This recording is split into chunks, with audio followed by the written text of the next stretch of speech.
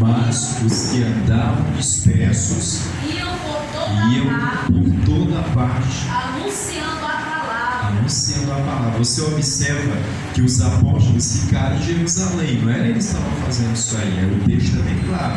Descendo Felipe a cidade de Samaria, lhes pregava a Cristo. E Filipe fez uma obra extraordinária na cidade de Samaria. Já imaginou, meus irmãos, como eu estou falando para a igreja? Se a gente tivesse essa preocupação, essa meta na nossa vida, de sermos multiplicadores no reino de Deus, de ganharmos almas para o reino do nosso Senhor Jesus, nós vamos falar aqui de algumas características, que aqueles que desejam, ser semeadores da palavra de Deus precisam ter em sua vida. Ser um servo como Jesus foi. Ser um servo como Jesus foi. Filipenses capítulo de número 2, do verso 4 ao versículo de número 7.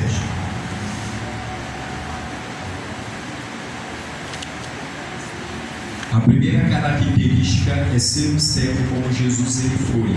Filipenses 2, do versículo de número 4 ao versículo de número 7.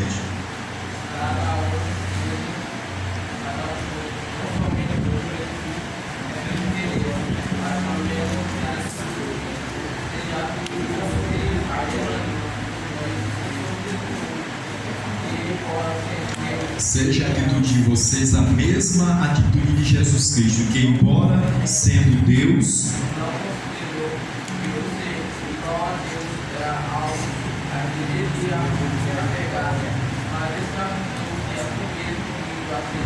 então humilhou-se a si mesmo, vindo a ser servo, tornando-se semelhante aos homens.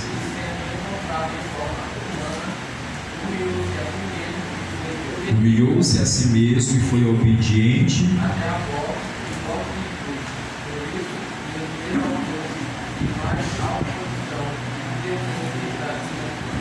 Nós precisamos ser servos, meus irmãos, como Jesus ele foi servo.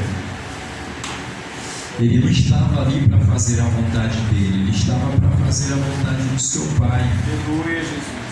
Nós precisamos ser servos.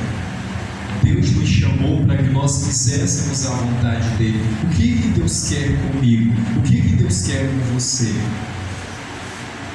Qual é o propósito que ele tem para você como membro da sua igreja? Porque ele chamou você para cá. Será que ele chamou você para cá com um propósito? O que você está fazendo na casa de Deus? O que você está fazendo para Deus? O que você está fazendo para Ele? Será que você entende o propósito a qual você foi chamado e o que Jesus ele quer contigo? Será que você compreende a tua missão como membro do corpo de Cristo e como servo do nosso Senhor Jesus? Será que você está realizando a missão, o propósito que Ele tem para você? Será que nós estamos obedecendo aquilo que Ele nos mandou fazer? Então, são questionamentos importantes para a gente fazer.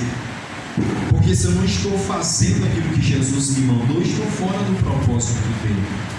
Eu não estou sendo servo. Eu não estou sendo obediente à sua voz, à sua palavra. Jesus nunca quis ser igual a Deus quando estava nesse mundo, pois sabia que seu papel era agir como servo. O verdadeiro servo age também como Eliezer. Ele nunca falou de si mesmo, mas procurou. Ele nunca falou de si mesmo, não procurou ostentar suas atividades, sua fidelidade, mas apenas falou do seu Senhor, Abraão. Aqui o texto está em Gênesis capítulo de número 24. O servo fiel jamais será dominado pela ambição, pelo desejo de poder, pois tem plena consciência que nada é seu. Então, isto aqui é muito importante e precisamos entender aquilo que nós fomos chamados para falar do Senhor e Salvador Jesus Cristo de Nazaré. Nós não fomos chamados para falar de nós mesmos, mas para falar do nosso Senhor e obedecer a sua voz. Então, ser o servo de Jesus precisa nascer de novo. João 3,3 não é somente aquela questão de confessar a Jesus. O cristianismo é muito mais do que confessar a Jesus. O cristianismo é o nascer de novo, é a regeneração, é sermos chamados filhos de Deus. O cristianismo, ele não é o ingresso especificamente a uma nova religião. O cristianismo é a vida de Jesus Cristo que é transmitida para nós. É a nova vida que é nos dada pela nossa entrega a Jesus Cristo de Nazaré. Esse é o nascer de novo que foi tão ensinado e pregado pelo nosso Senhor Jesus Cristo de Nazaré. Um texto muito conhecido, João capítulo 3 e o versículo de número 3. Vamos ler a Escritura Sagrada. Quem lê em razão?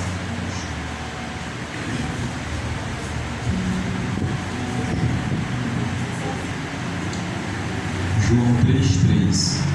Jesus respondeu e disse: na verdade, que aquele que não nascer de novo não pode ver o reino de Deus. Então, esse nascer de novo é a obra da regeneração, é a nova vida que o Espírito Santo introduz em nós. É nos dada pelo relacionamento pessoal com Jesus. Quando nós confessamos a Cristo em todo o nosso coração, confessamos a Ele como Senhor e como Salvador da nossa vida. É esse relacionamento pessoal com Jesus, é a regeneração, é a nova vida, é o nascer de novo. Isso é ser cristão. Isso é ser cristão. Não é exatamente um padrão religioso, mas é uma nova vida que vem de dentro para fora. É ser uma nova criatura, como diz a Escritura Sagrada. Segundo aos Coríntios 5,17, aquele que está em Cristo, Então vamos ver aí o texto bíblico.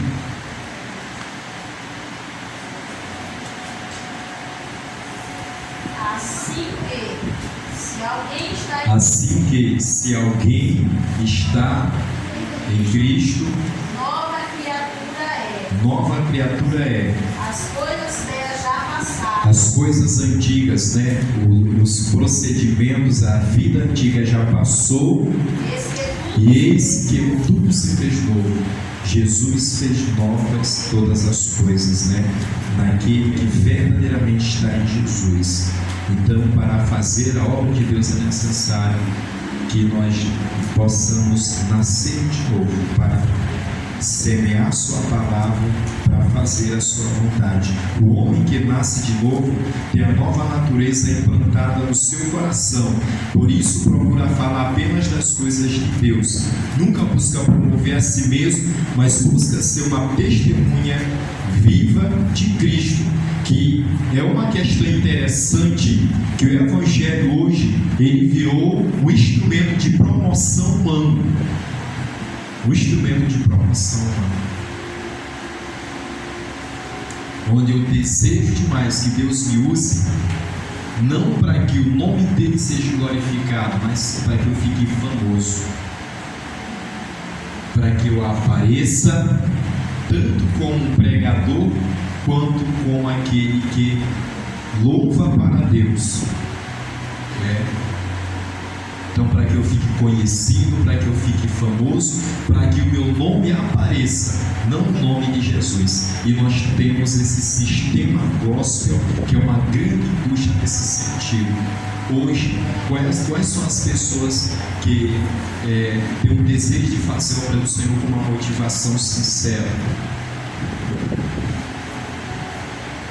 Assim, Deus, eu quero fazer tua obra para que teu nome seja conhecido.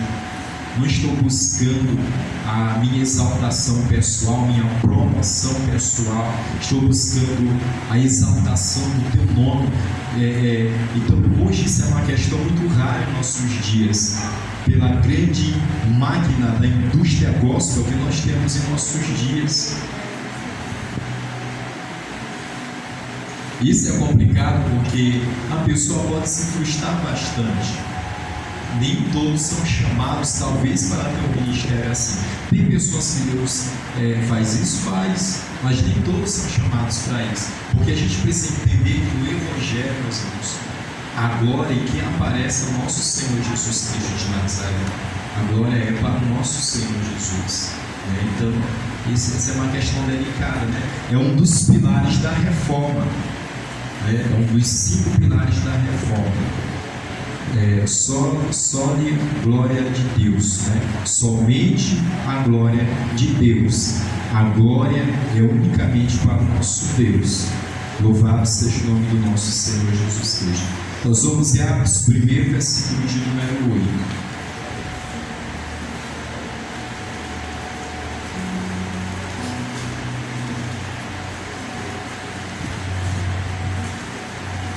Então, nós vamos ver Atos 1, versículo de número 8. Então, Jesus, ele quer isso de nós. Atos 1, verso 8. Olha o que Jesus ele fala aí. Mas recebereis a virtude do Espírito que é Santo. O poder do Espírito Santo de Deus nas nossas vidas. E há de vir sobre vós, ser-me-eis testemunhas. Quando esse poder vir na vida de vocês, vocês vão ser minhas testemunhas. Vão testemunhar de mim.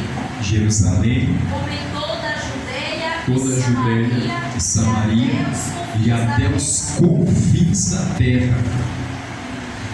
Aí Jesus está dizendo, ele está definindo uma função, ele está caracterizando uma função do derramamento do poder do Espírito Santo de Deus.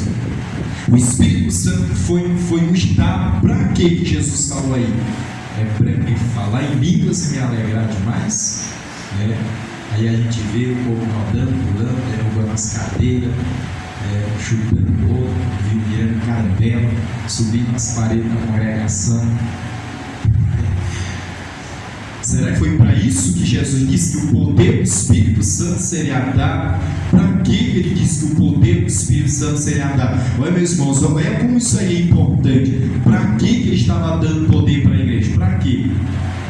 Hein? Para que, igreja? Para quê?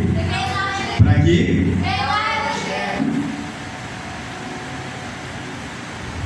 E por que você não está pregando? Pregação do Evangelho.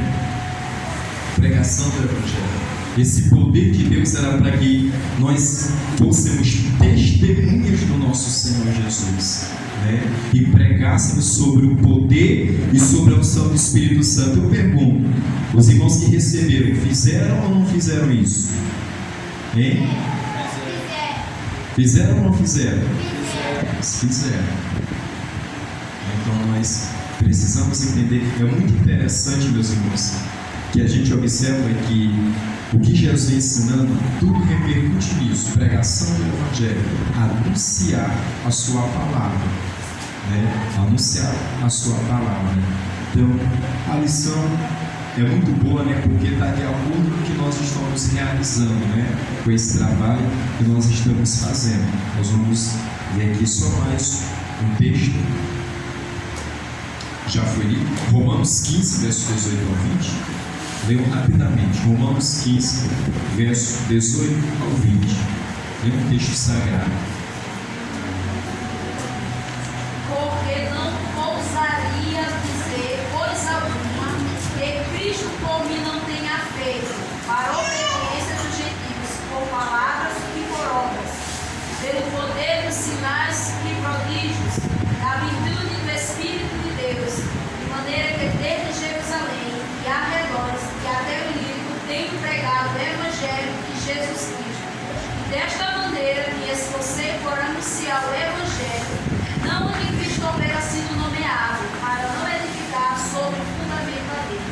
Paulo diz que ele se esforçou para quê? Ele se esforçou para pregar o Evangelho, principalmente o que Cristo não for anunciado, né? Hoje as pessoas não querem pregar para as almas perdidas, eles querem pregar para os crentes de outras congregações, com aquela porfia. Meu irmão, louve a Deus se essa pessoa já conheceu a Jesus. Meu irmão, parabéns, Deus te abençoe, fique vivo na tua igreja. Aí ele fica de olho, já querendo roubar o rebanho aí. Já fica, rapaz, aquele ali está indo bem, dar um bom obreiro. Já passaram o papo dele já.